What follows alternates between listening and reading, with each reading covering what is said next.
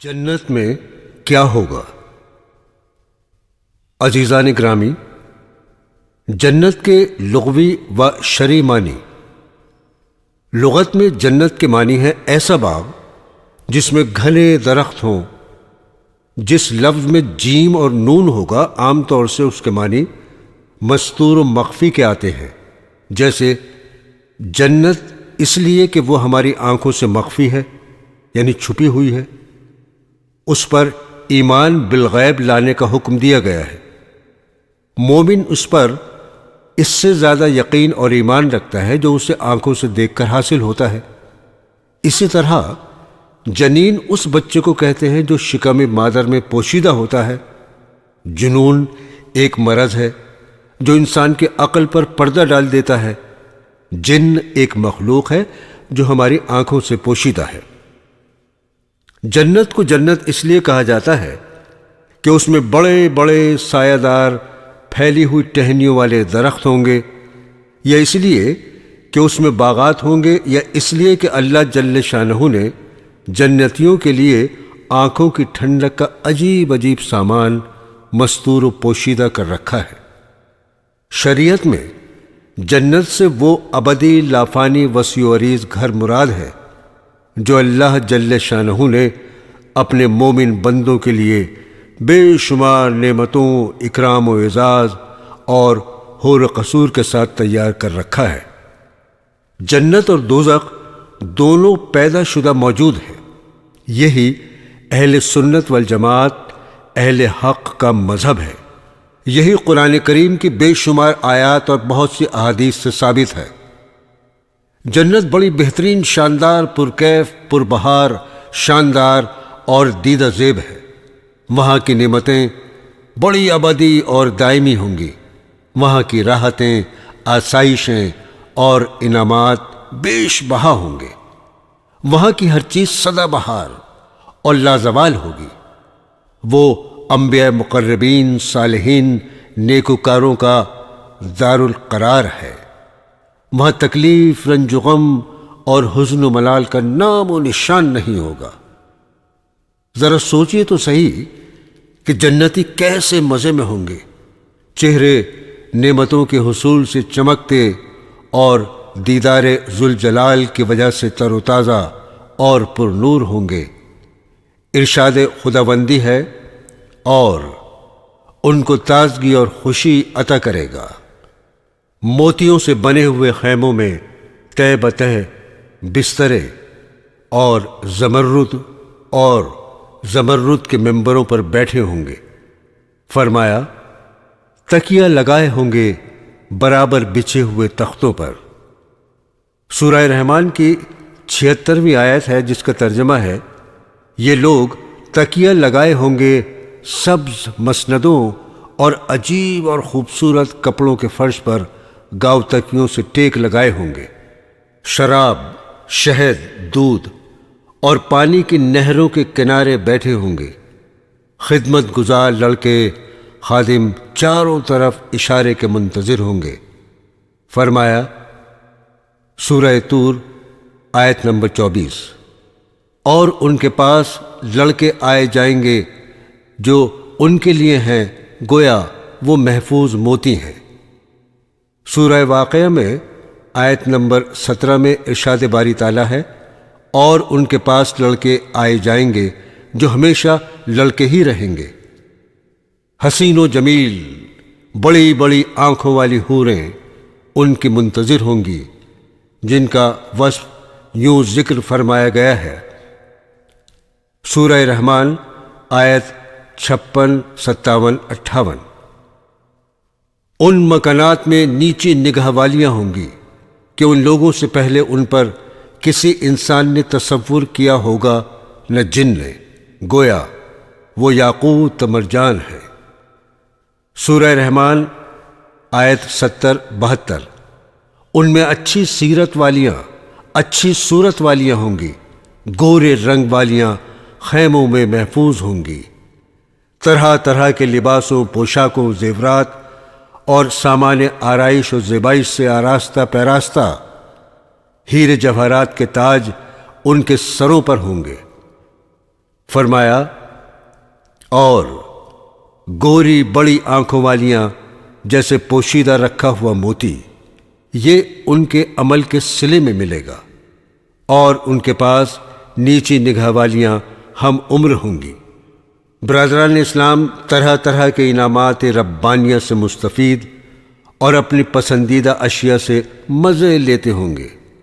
ان پر وہاں نہ کسی قسم کا خوف طاری ہوگا، نہ نعمتوں کے چھننے اور اپنی موت کا ڈر ہوگا۔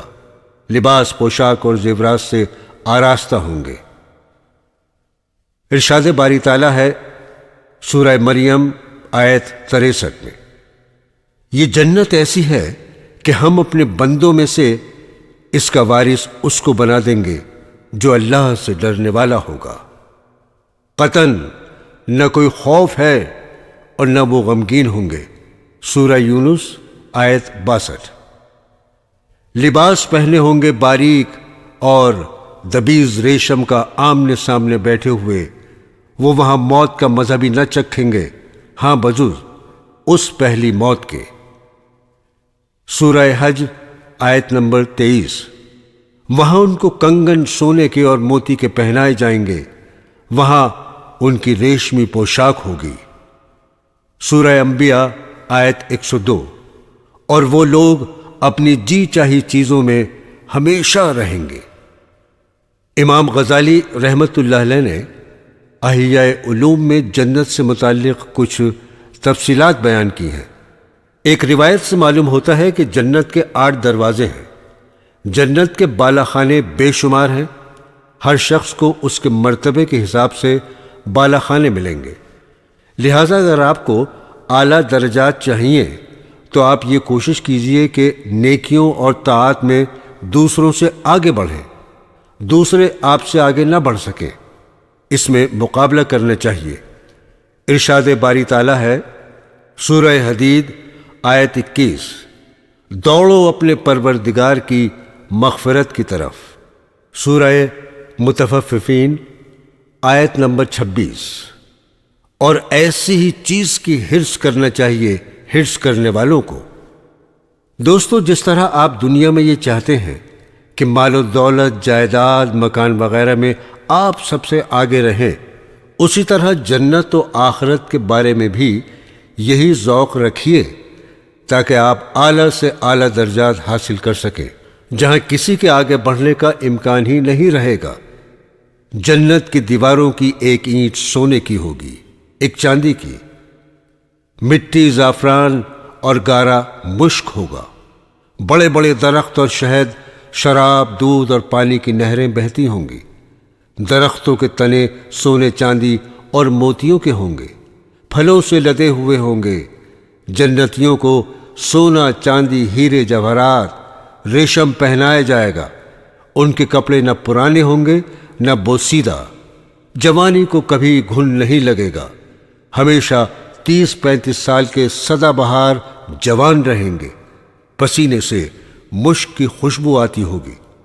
جنتیوں کا کھانا مختلف قسم کے پھل، موٹے تازے پرندے، من و سلوہ، دودھ، شہد اور دوسری بے شمار چیزیں ہوں گی، دیکھنے میں ایک جیسی لیکن ذائقہ مختلف ہوگا۔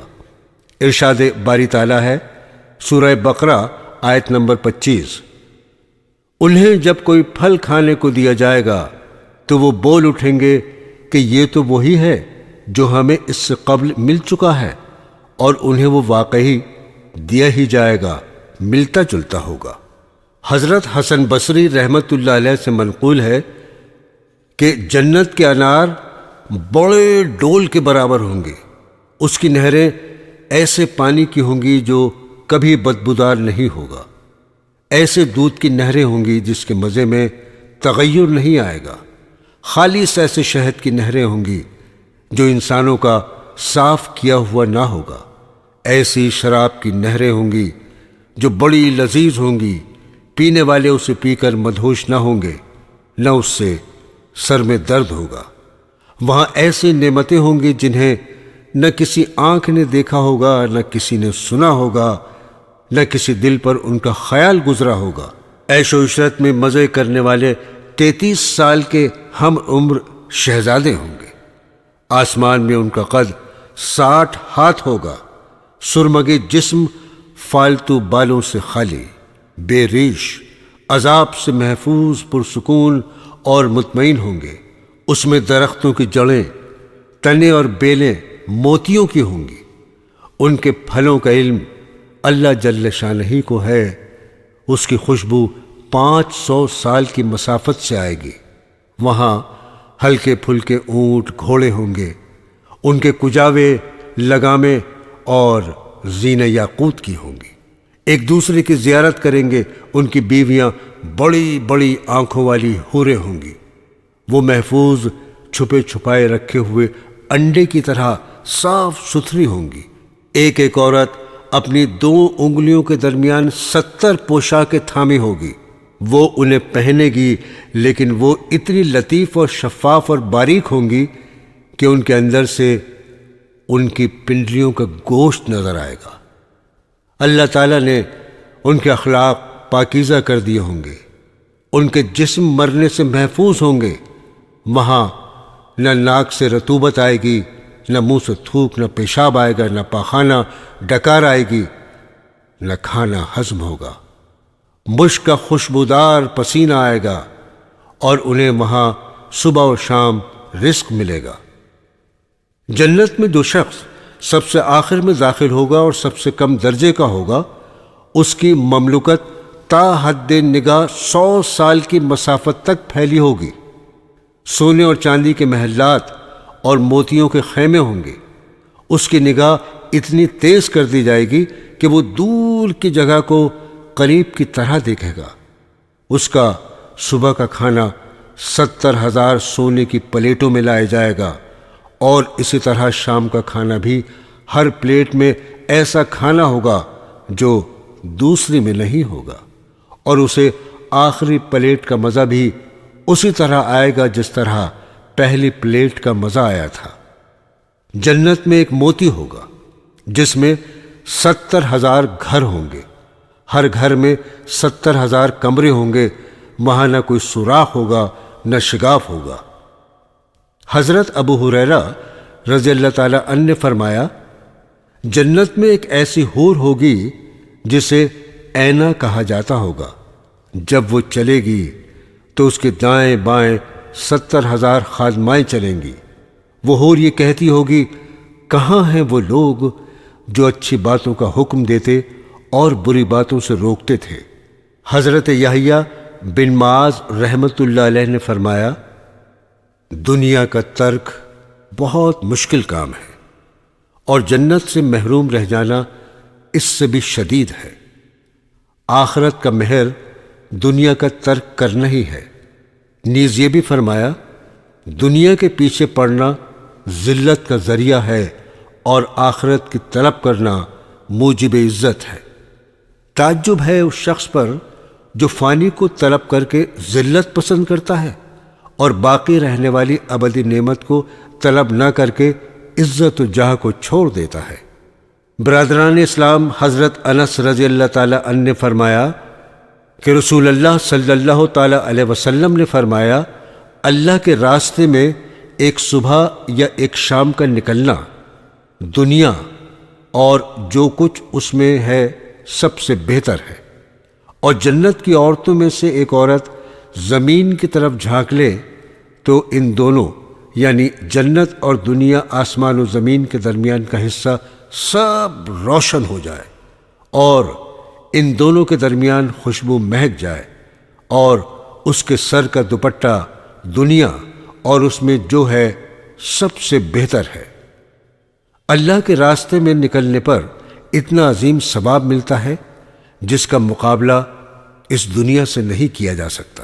جنت کی عورتیں ایسی خوبصورت ہوں گی کہ ان کے پرتوں سے سارا جہاں روشن ہو جائے گا۔ جن کے جسم کی خوشبو اور دوپٹے کا یہ حال ہے، خود وہ کس قدر حسین ہوں گی اس کا اس دنیا میں اندازہ نہیں لگایا جا سکتا۔ حضرت ابو ہریرہ رضی اللہ تعالی عنہ نے فرمایا کہ رسول اللہ صلی اللہ تعالی علیہ وسلم نے فرمایا ہے، جنت میں ایک درخت ہے یعنی طوبہ، جس کے سائے میں اگر شہ سوار 100 سال تک چلے تب بھی اس کو طے نہیں کر سکے گا، اور جنت میں تم میں سے ایک شخص کی ایک کمان کے برابر کا فاصلہ اس سب سے بہتر ہے جس پر سورج نکلا یا غروب ہوا۔ یعنی اتنا بڑا درخت ہے کہ اس کی شاخوں کے نیچے شہ سوار 100 سال تک چلتا رہے گا، تب بھی اس کی شاخیں ختم نہیں ہوں گی۔ سائے سے دنیا والا سایہ مراد نہیں ہے، اس لیے کہ وہاں سورج نہیں ہوگا۔ حضرت عبادہ بن صامت رضی اللہ تعالی عنہ سے مروی ہے کہ رسول اکرم صلی اللہ تعالی علیہ وسلم نے فرمایا، جنت میں 100 درجے ہیں، ہر 2 درجوں کے درمیان اتنا فاصلہ ہے جتنا آسمان اور زمین کے درمیان ہے، اور جنت الفردوس ان میں سب سے اعلیٰ درجے کی ہے۔ وہیں سے جنت کی 4 نہریں نکلتی ہیں، اس کے اوپر عرش الہی ہے۔ لہذا تم جب اللہ تعالیٰ سے جنت مانگو تو جنت الفردوس مانگا کرو۔ جنت میں بہنے والی 4 نہریں پانی، دودھ، شراب اور شہد کی ہوں گی۔ ارشاد ربانی ہے سورہ محمد آیت نمبر 15، اس میں نہریں ہیں پانی کی جس میں بو نہیں ہوگی، اور نہریں ہیں دودھ کی جس کا مزہ پھرا نہیں، اور نہریں ہیں شراب کی جس میں مزہ ہے پینے والوں کے لیے، اور نہریں ہیں شہد کی جھاگ اتارا ہوا۔ حضرت ابو ہریرہ رضی اللہ تعالی عنہ سے مروی ہے کہ رسول اللہ صلی اللہ تعالی علیہ وسلم نے ارشاد فرمایا، جنت میں جو پہلی جماعت داخل ہوگی ان کے چہرے 14ویں کے چاند کی طرح روشن ہوں گے، پھر ان کے بعد داخل ہونے والے آسمان پر چمکنے والے روشن ترین ستارے کی مانند ہوں گے۔ ان سب کے دل ایک آدمی کے دل کی طرح ہوں گے، نہ ان میں اختلاف ہوگا نہ بغض ہوگا۔ ان میں سے ہر شخص کو 2 بڑی بڑی آنکھوں والی حوریں ملیں گی جن کی پنڈلیوں کا گودا لطافت کی وجہ سے ہڈی اور گوشت سے باہر نظر آ رہا ہوگا۔ جنتی صبح شام اللہ جل شانہ کی پاکی بیان کریں گے، نہ بیمار ہوں گے، نہ پیشاب کی حاجت ہوگی۔ ان کے برتن سونے چاندی کے ہوں گے، ان کی کنگنیاں سونے کی ہوں گی، ان کی انگوٹھیوں کا ایندھن عود ہوگا، ان کا پسینہ مشک کی طرح خوشبودار ہوگا۔ وہ سب ہم عمر ایک جیسے ہوں گے، اپنے جد امجد حضرت آدم علیہ السلام کی شکل پر آسمان میں 60 ہاتھ کے برابر ہوں گے۔ دوستو، حور اس گوری عورت کو کہتے ہیں جس کی آنکھوں کا سفید حصہ نہایت سفید اور سیاہ حصہ نہایت سیاہ ہو، اور اگر اسی کیفیت کے ساتھ آنکھیں بھی بڑی بڑی ہوں تو حسن اور دوبالا ہو جاتا ہے۔ ہر مومن کو اس طرح کی 2 بیویاں ملیں گی، اور اس کے علاوہ دوسری طرح کی اور بیویاں بھی ہوں گی۔ بعض حضرات نے کہا ہے کہ ہر نوع اور قسم کی 2 ملیں گی۔ دنیا میں انگیٹھی میں کوئلہ، لکڑی وغیرہ ڈال کر آگ جلاتے ہیں، لیکن جنت میں اس کے بجائے ان کا ایندھن عود ہوگا۔ ان کی عمریں ایک جیسی 30 یا 35 سال کی ہوں گی، جیسا کہ دوسری روایات میں وارد ہے۔ حضرت ابو سعید و حضرت ابو ہریرہ رضی اللہ تعالی عنہما سے مروی ہے کہ رسول اللہ صلی اللہ تعالی علیہ وسلم نے ارشاد فرمایا، ایک پکارنے والا آواز لگائے گا کہ تمہارے لیے یہ طے ہے کہ ہمیشہ صحت مند رہو گے، کبھی بیمار نہیں ہوگے، اور ہمیشہ زندہ رہو گے، کبھی موت نہیں آئے گی، ہمیشہ جوان رہو گے، کبھی بڑھاپا نہیں آئے گا، اور تمہارے لیے نعمت ہی نعمت ہوگی، کبھی خستہ حالی نہ ہوگی۔ سبحان اللہ، کتنی بڑی نعمت ہے کہ صحت بھی ہو، موت کا غم بھی نہ ہو، جوانی بھی ہو، اور آسائش اور نعمتیں ان کا مجموعہ جس کو مل جائے اسے اور کیا چاہیے۔ دنیا میں کسی کے پاس دولت ہے تو صحت نہیں، صحت ہے تو دولت نہیں، جوانی ہے تو مال و متاع نہیں، مال و دولت ہے تو جوانی نہیں، اور اگر بالفرض یہ سب چیزیں کسی کے پاس دنیا میں یکجا ہو بھی جائیں تو کسی وقت بھی ختم ہو سکتی ہیں۔ موت بہرحال کسی بھی وقت آ سکتی ہے، جوانی وقتی ہوتی ہے، لیکن جنت میں یہ سب چیزیں ابدی ہوں گی۔ وہاں موت کو مار دیا جائے گا، کبھی موت نہیں آئے گی۔ حضرت اسماء بنت ابی بکر رضی اللہ تعالی عنہا فرماتی ہیں، میں نے رسول اللہ صلی اللہ تعالی علیہ وسلم سے سنا کہ آپ نے سدرۃ المنتہا کا تذکرہ کیا۔ فرمایا، شہ سوار اس کی ٹہنیوں کے سائے میں 100 سال سفر کرے گا، یا یہ فرمایا کہ سواری اور آدمی اس کے سائے میں 100 سال تک چلتا رہے گا۔ اس میں سونے کے پروانے ہیں، اس کے پھل مٹکے کے برابر ہیں۔ سدرۃ المنتہا 7ویں آسمان پر عرش کے دائیں جانب ایک درخت ہے۔ اس کو منتہا اس لیے کہتے ہیں کہ وہ جنت کے منتہی یعنی آخر میں ہے، اور اس لیے کہ اس سے آگے کوئی نہ جا سکا۔ فرشتوں وغیرہ کا علم بھی وہیں ختم ہو جاتا ہے۔ اس کے بعد کیا ہے، اسے اللہ تعالیٰ کے سوا کوئی نہیں جانتا۔ پروانوں کے بارے میں بعض حضرات نے یہ کہا کہ اس سے فرشتے مراد ہیں جن کے پر اس طرح چمک رہے ہوں گے جیسے پروانوں کے پر چمکتے ہیں۔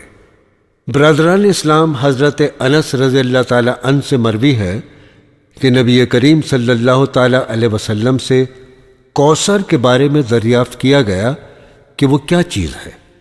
فرمایا، وہ ایک نہر ہے جو اللہ تعالیٰ نے مجھے جنت میں عطا فرمائی ہے۔ وہ دودھ سے زیادہ سفید اور شہد سے زیادہ شیریں ہے۔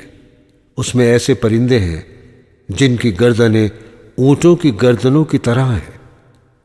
حضرت عمر رضی اللہ تعالی عنہ نے فرمایا، یہ پرندے تو بڑے لذیذ ہوں گے۔ رسول اللہ صلی اللہ تعالی علیہ وسلم نے فرمایا، اس کے کھانے والے ان سے بھی اچھے ہوں گے۔ یہ وہی حوض کوثر ہے جس کا تذکرہ قرآن کریم میں سورہ کوثر میں موجود ہے۔ اس میں مومن جائیں گے، ستاروں سے زیادہ وہاں جام رکھے ہوں گے، جو وہاں سے ایک مرتبہ پی لے گا پھر کبھی پیاسا نہیں ہوگا۔ اس نہر پر آنے والے ایسے پرندے ہوں گے جو نہایت پرگوشت اور لذیذ ہوں گے، اور کیوں نہ ہو، جبکہ یہ رب ذوالجلال کی مہربانی ہے، میزبانی ہے۔ حضرت حکیم بن معاویہ رضی اللہ تعالی عنہ نے فرمایا کہ رسول اللہ صلی اللہ تعالی علیہ وسلم نے ارشاد فرمایا، جنت میں پانی، شہد، دودھ اور شراب کے بڑے بڑے دریا ہوں گے، بعد میں پھر ان میں سے نہریں نکلیں گی۔ یعنی جنتی جب جنت میں داخل ہو جائیں گے تو اس سے نہریں نکل نکل کر جنتیوں کے محلات میں پہنچیں گی۔ ہر شخص کو چاروں نہروں سے سیراب کیا جائے گا، اور چاروں نہریں ہر شخص کے زیر تصرف رہیں گی۔ حضرت جابر رضی اللہ تعالی عنہ سے مروی ہے کہ رسول اکرم صلی اللہ تعالی علیہ وسلم سے ایک صاحب نے دریافت کیا، کیا جنتی سوئیں گے؟ فرمایا، نیند موت کا بھائی ہے اور اہل جنت کبھی مریں گے نہیں۔ نیند تھکاوٹ دور کرنے اور نشاط پیدا کرنے کے لیے آتی ہے۔ وہاں نہ تھکاوٹ ہوگی، نہ سستی ہوگی، نہ پریشانی ہوگی، نہ غم و اندو۔ وہاں تو بس راحت ہی راحت ہوگی، لذت ہی لذت اور نشاط ہوگا۔ حضرت ابو ذر رضی اللہ تعالی عنہ نے فرمایا کہ میں نے رسول اللہ صلی اللہ تعالی علیہ وسلم سے دریافت کیا، کیا آپ نے اللہ جل شانہ کا دیدار کیا ہے؟ فرمایا، وہ تو نور ہیں، میں انہیں کس طرح دیکھ سکتا؟ یعنی اللہ جل شانہ نوروں کے نور اور سب سے بڑے نور ہیں۔ ارشاد ہے سورہ نور آیت نمبر 35، اللہ ہی آسمانوں اور زمین کا نور ہے، یعنی اللہ جل شانہ ظاہر بنفسہ ہی ہیں۔ دنیا کا ذرہ ان کے وجود پر دلالت کرتا ہے۔ دنیا کو منور اور روشن کرنے والے اللہ تعالیٰ ہی ہیں۔ اللہ جل شانہ کے نور کو دیکھنا کس کے بس کی بات ہے؟ اللہ جل شانہ نے نور کو اپنے اور بندوں کے درمیان حجاب بنایا ہوا ہے۔ جس طرح تاریکی اور ظلمت دیکھنے کے درمیان رکاوٹ بنتی ہے، اسی طرح تیز روشنی بھی آنکھوں کو چکا چوند کر دیتی ہے اور آنکھیں اس کے دیکھنے سے عاجز آ جاتی ہیں۔ تو معنی یہ ہوئے کہ وہ تو نور ہے، میں بھلا انہیں کس طرح دیکھ سکتا ہوں؟ یا اس کے معنی یہ ہے کہ میں نے صرف نور ہی نور کو دیکھا، ذات باری تعالیٰ کو نہ دیکھ سکا۔ نور ذات الہی کے دیدار کے درمیان رکاوٹ بن گیا۔ میں نے ایک بڑی پر نور ذات کی زیارت کی ہے۔ حضرت مسروق رحمۃ اللہ علیہ نے فرمایا، میں حضرت عائشہ رضی اللہ تعالی عنہ کے پاس حاضر ہوا اور عرض کیا کہ حضرت محمد صلی اللہ تعالی علیہ وسلم نے اللہ جل شانہ کا دیدار کیا ہے؟ انہوں نے فرمایا، تم نے ایسی بات کی ہے جس سے میرے رونگٹے کھڑے ہو گئے ہیں۔ میں نے عرض کیا، ذرا سکون سے کام لیجیے۔ پھر میں نے یہ آیت کریمہ تلاوت کی جس کا ترجمہ ہے سورہ نجم آیت نمبر 18۔ انہوں نے اپنے پروردگار کی قدرت کے بڑے بڑے عجائبات دیکھے۔ تو انہوں نے فرمایا، یہ آیت کریمہ تمہیں کہاں لے جا رہی ہے؟ یعنی تم اس کا غلط مطلب سمجھ رہے ہو۔ اس سے حضرت جبرائیل علیہ السلام مراد ہے۔ تمہیں یہ کس نے بتلایا ہے کہ حضرت محمد صلی اللہ تعالی علیہ وسلم نے اپنے پروردگار کو دیکھا تھا؟ یا آپ نے کسی ایسی بات کو چھپایا جس کے بتلانے کا آپ کو حکم دیا گیا تھا؟ یا آپ ان کی 5 باتوں کو جانتے ہیں جن کے بارے میں اللہ تعالیٰ نے فرمایا سورہ لقمان آیت نمبر 34، بے شک اللہ ہی کو قیامت کی خبر ہے اور وہی میں برساتا ہے۔ تو اس نے بڑا بہتان باندھا۔ البتہ آپ صلی اللہ تعالی علیہ وسلم نے جبرائیل علیہ السلام کو ان کی اصلی صورت اور شکل میں صرف 2 مرتبہ ہی دیکھا تھا۔ ایک مرتبہ سدرۃ المنتہا کے پاس اور ایک مرتبہ مکے کی گھاٹیوں میں ایک جگہ پر۔ حضرت جبرائیل علیہ السلام کے 600 پر تھے جنہوں نے افق کو بھر رکھا تھا۔ یہ ترمذی کی روایت ہے۔ بخاری مسلم نے کچھ زیادتی اور اختلاف کے ساتھ اسے روایت کیا ہے۔ ان کی روایت میں ہے، مسروق نے کہا، میں نے حضرت عائشہ رضی اللہ تعالی عنہ سے عرض کیا، سورہ نجم آیات 8 اور 9۔ پھر وہ نزدیک ہوا اور زیادہ نزدیک ہوا، سو 2 کمانوں کا فاصلہ رہ گیا، بلکہ اور بھی کم۔ کا کیا مطلب ہے؟ حضرت عائشہ رضی اللہ تعالی عنہ نے فرمایا، یہ تو حضرت جبرائیل علیہ السلام کے بارے میں ہے۔ وہ انسانی شکل میں آیا کرتے تھے، اس مرتبہ وہ اپنی اصلی شکل و صورت میں آئے تھے، اس سے افق بھر گیا تھا۔ طوبہ جنت کا ایک درخت ہے جس کی کوئی نہ کوئی ٹہنی جنت کے ہر گھر پر سایہ فگن ہوگی۔ اس میں مختلف قسم کے پھل لگے ہوں گے، اس پر بخت فرسانی اونٹ کے برابر پرندے بیٹھے ہوں گے۔ جنتیوں میں سے جب کوئی شخص ان پرندوں میں سے کسی کو کھانے کا خواہش مند ہوگا، اسے بلائے گا، وہ آ کر اس کے دسترخوان پر گر جائے گا۔ اس کا ایک حصہ گوشت کی بوٹیوں کی شکل میں بن جائے گا، دوسرا حصہ بھنے گوشت کی شکل میں۔ وہ اس سے کھائے گا، جب کھا چکے گا تو پھر وہ پرندہ بن کر اڑ جائے گا۔ یہ ہے کمال، انعام اور حسن خالقیت۔ انسان کی تمنا اور خواہش بھی پوری ہوگی اور اس میں کوئی مشقت بھی نہ ہوگی، اور پھر ایک پرندہ طرح طرح کی ڈش بن کر جنتی کا دل خوش کرے گا۔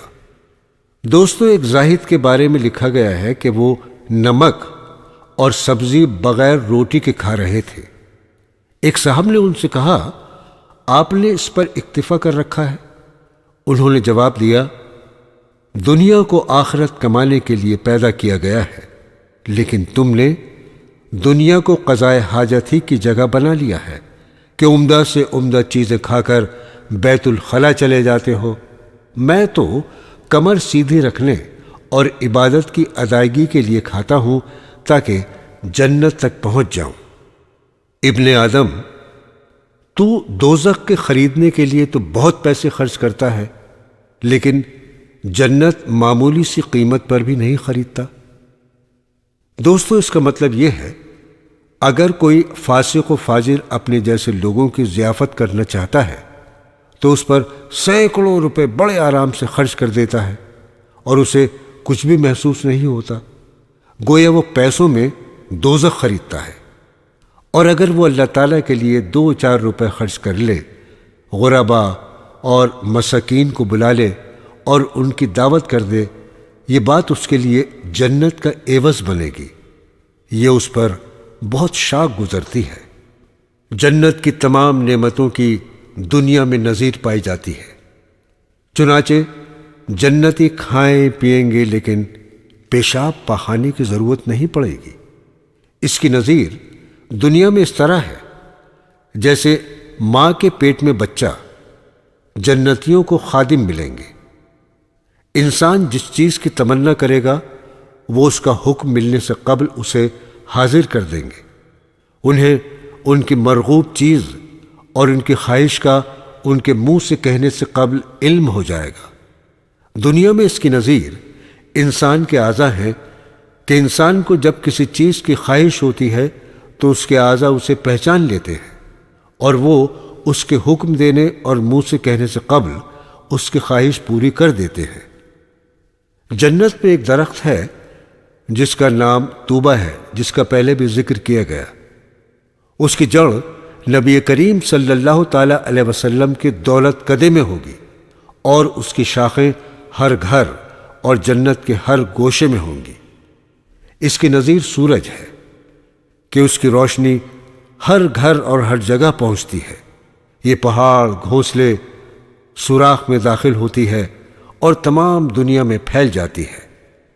حضرت یحییٰ بن معاذ رحمۃ اللہ علیہ نے فرمایا، دنیا کا چھوڑنا بہت مشکل ہے اور جنت کا چھوڑنا اس سے بھی مشکل ہے، اور جنت کا مہر دنیا کا چھوڑنا ہے جیسے دنیا میں ہر چیز کا ایک عوض ہوتا ہے۔ شادی میں عورت کو مہر دیا جاتا ہے، اسی طرح جنت کی بھی یہ قیمت ہے، اور وہ یہ ہے کہ دنیا سے کنارہ کشی کی جائے، دنیا میں دل نہ لگایا جائے، دنیا میں اس طرح رہے جس طرح کشتی پانی میں رہتی ہے کہ پانی کشتی کے باہر ہوتا ہے۔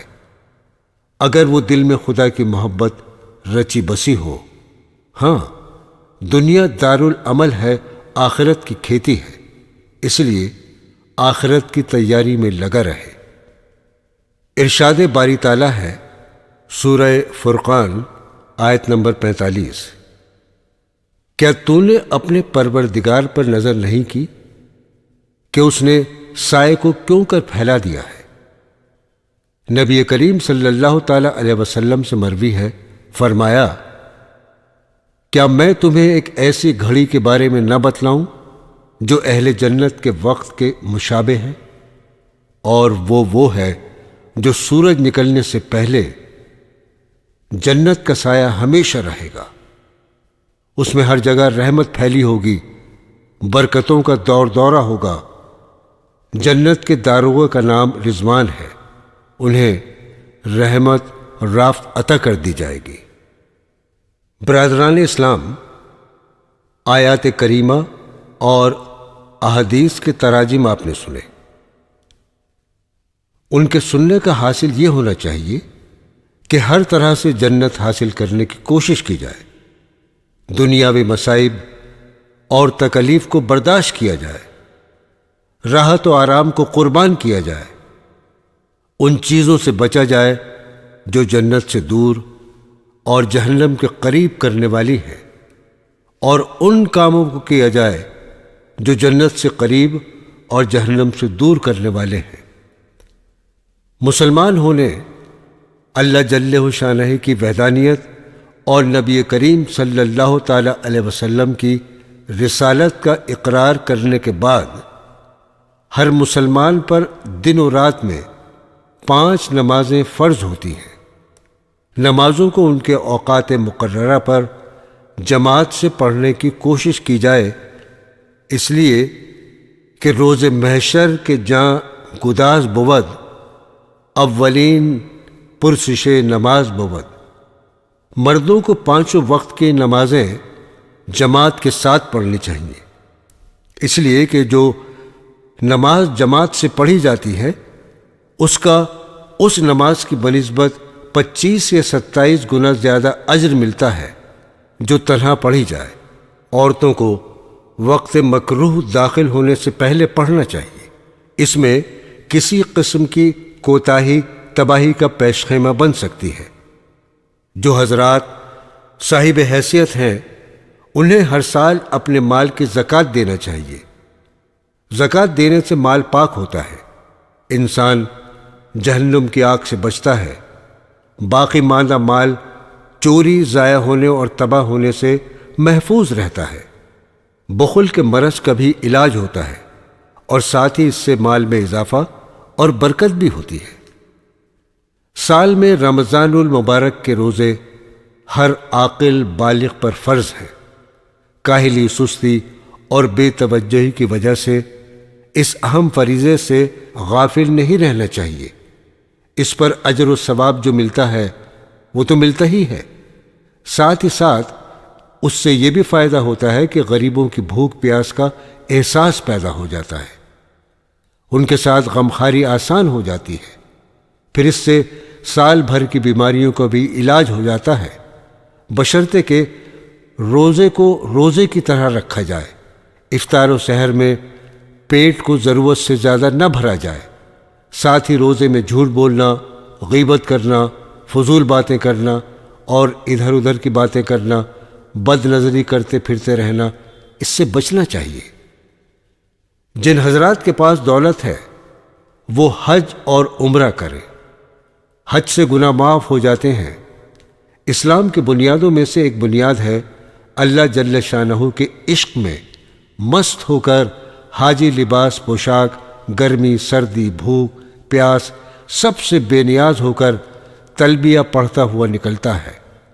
کبھی مکہ مکرمہ میں بیت اللہ کا طواف ہو رہا ہے، کبھی صفا و مروہ کے درمیان سعی، کبھی آب زمزم ایمان و یقین کو بڑھا رہا ہے، کبھی غلاف کعبہ کو پکڑ کر اپنی غلطیوں، کوتاہیوں اور گناہوں کی معافی کے اسباب مہیا کیے جا رہے ہیں، کبھی مینا میں ہیں تو کبھی میدان عرفات میں، کبھی رمی ہو رہی ہے، کبھی ذبح و حلق و قصر۔ قرآن کریم کی تلاوت روزانہ کرنی چاہیے۔ دن کی ابتدا اللہ جل شانہ کے مبارک کلام سے ہو، روزانہ 1 سپارہ پڑھ سکیں تو سبحان اللہ، ورنہ جتنا ہو سکے روز ضرور پڑھیں۔ قرآن کریم پڑھنا باعث اجر و ثواب اور موجب دخول جنت ہے۔ قرآن کریم پڑھنے والا اللہ تعالیٰ سے مخاطب ہوتا ہے۔ جس نے قرآن پڑھا گویا کیا حق سے کلام، واہ کیا قرب کا سامان ہے قرآن شریف۔ قرآن کریم میں مذکور احکامات پر عمل کیا جائے اور ان چیزوں سے بچا جائے جن سے بچنے کا حکم دیا گیا ہے۔ پچھلی قوموں کے واقعات سے درس عبرت حاصل کیا جائے، بچوں کو پڑھایا جائے، ان کو حافظ بنایا جائے، ہو سکے تو اس کے معنی اور مطالب سمجھنے کی کوشش کریں۔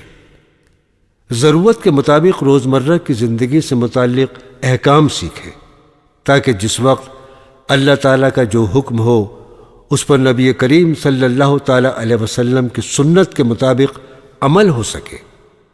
اتنا علم دین حاصل کرنا ہر مرد و عورت پر فرض ہے جس سے روزے، نماز وغیرہ کو صحیح طور سے ادا کر سکے۔ بچوں کو بچپن ہی سے ان کی عمر کے مطابق احکام و مسائل سکھانے چاہیے۔ غریبوں، مسکینوں، محتاجوں، بیواؤں ضرورت مندوں اور حاجت مندوں کے ساتھ نرمی سے پیش آیا جائے۔ اس کے ساتھ ہی جو غمخواری اور امداد و معاونت ہو سکے کیجیے۔ اللہ تعالیٰ کے نام پر جتنا ہو سکے روزانہ صدقہ و خیرات کر کے ذخیرہ آخرت بنائیے۔ بیوی بچوں، رشتہ داروں، دوستوں اور پڑوسیوں سے متعلق احکام جانیے، ان کے حقوق سمجھیے، انہیں ادا کیجیے تاکہ روز قیامت ان کی وجہ سے آپ کی گرفت نہ ہو۔ یاد رکھیے، آپ سے آپ کے بیوی بچوں، آپ کے ماتحتوں، رشتہ داروں اور محلے والوں کے بارے میں بھی باز پرس ہوگی۔ اچھی باتوں کا حکم دیتے رہیے۔ اگر کسی کو غلط کام کرتا دیکھیں تو نہایت حکمت، تدبر، تدبیر اور سلیقے سے اسے اس کا نقصان ذہن نشیں کرا کر اس سے باز رہنے کی ترغیب دیجیے۔ اس کی حقارت یا توہین کا پہلو کسی بھی صورت میں اختیار مت کیجیے، ورنہ بجائے فائدے کے نقصان ہوگا۔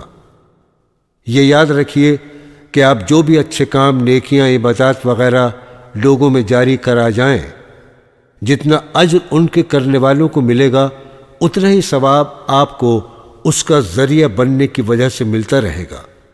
جو شخص کسی کی خیر کی طرف رہنمائی کرتا ہے اسے اتنا ہی اجر ملتا ہے جتنا اس کے کرنے والے کو ملتا ہے، لیکن اس سے اس کے کرنے والے کے اجر میں کوئی کمی نہیں آتی۔ یہ نیکیاں آپ کے لیے صدقہ جاریہ بنیں گی اور قیامت تک ذریعہ اجر و ثواب اور جنت میں رفع درجات کا ذریعہ۔ اپنے بچوں کو شروع سے قرآن کریم کی تعلیم دیں اور کوشش کریں کہ وہ آپ کے لیے ذخیرہ آخرت بنے، جس کا طریقہ یہ ہے کہ انہیں علم دین کی تعلیم دیجیے۔ ان کی دنیا اور دین بھی سنور جائے گا اور آپ کے لیے بھی باعث اجر و ثواب ہوگا۔ بصورت دیگر ان کی اخلاقی بربادی، عملی کوتاہیوں وغیرہ کے آپ مسئول ہوں گے۔ آپ کا گریبان ہوگا، ان کا ہاتھ ہوگا۔ اس فریضے کو سمجھنا چاہیے۔ بزرگوں کی صحبت میں لے جائیے انہیں، اللہ والوں سے ملائیے، ان کے لیے اچھے ساتھیوں کا انتخاب کیجیے، نماز روزے کا پابند بنائیے، شروع سے ان کی دینی تربیت کا خوب اہتمام کیجیے۔ برادران اسلام، دنیا بنانے کے ساتھ ساتھ آخرت کی فکر بھی کریں۔ آخرت کی فکر کو غالب کیجیے۔ دنیا جیسی بھی گزرے کوئی پریشانی کی بات نہیں، یہ تو مسافر خانہ ہے، اس میں دل مت لگائیے۔ کوئی بھی عقل مندی پر اپنا مکان تعمیر نہیں کرتا، وہاں بستر بوریا ڈال کر نہیں بیٹھتا، وقت گزارنے کے لیے وہاں رکتا ہے پھر آگے چل دیتا ہے۔ دنیا بھی ایک مسافر خانہ ہے، سرائے ہے، اسٹیشن ہے۔ ہماری اور آپ سب کی منزل مقصود آخرت ہے، اس کی بہتری اور وہاں کی کامیابی کی کوشش کیجیے۔ اس کے لیے ہمتاً گوش رہیے اور خیر کا کوئی ایسا موقع ہاتھ سے مت جانے دیجیے جو اسے بہتر سے بہتر بناتا ہو۔ کچھ وقت نوافل اور ذکر و اذکار میں بھی لگا دیجیے تاکہ جنت میں درختوں کا اضافہ ہو، آپ کے درجات بڑھیں، دل میں اللہ تعالیٰ کا نور پیدا ہو، دل کی سیاہی دور ہو، دل کو اطمینان نصیب ہو۔ اس لیے کہ دلوں کا سکون صرف اور صرف اللہ تعالیٰ کے ذکر میں ہے۔ ارشاد باری تعالیٰ ہے، سورہ رعد آیت 28، خوب سن لو کہ اللہ کے ذکر سے دلوں کو اطمینان نصیب ہوتا ہے۔ دوستو، 24 گھنٹوں میں چند منٹ نکال کر اپنے اعمال کا جائزہ لیا کریں کہ آج کتنا وقت دنیا کے لیے صرف کیا اور کتنا آخرت کے لیے، کتنی نیکیاں کی اور کتنے گناہ کیے، کون سے کام نہیں کرنے چاہیے تھے وہ کر لیے اور کون سے کرنے تھے وہ چھوڑ دیے۔ اس سے نیکیاں بڑھیں گی، اچھائیوں کی توفیق ملے گی اور برائیاں کم ہوں گی۔